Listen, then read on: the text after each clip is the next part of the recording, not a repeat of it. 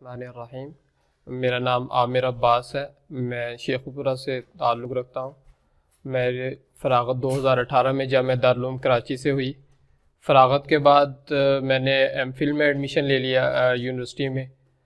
تو یونیورسٹی کے ساتھ ہی 1 سال ابھی گزرا تھا تو جاب میں نے شروع کر دی بینک آف پنجاب میں، اسلامک میں۔ تو جاب کی وجہ سے میرے لیے تخصص کرنا بہت مشکل ہو گیا، اور 1 سال تک تو میں سوچتا رہا کہ میرے لیے یہ ممکن بھی ہوگا یا نہیں۔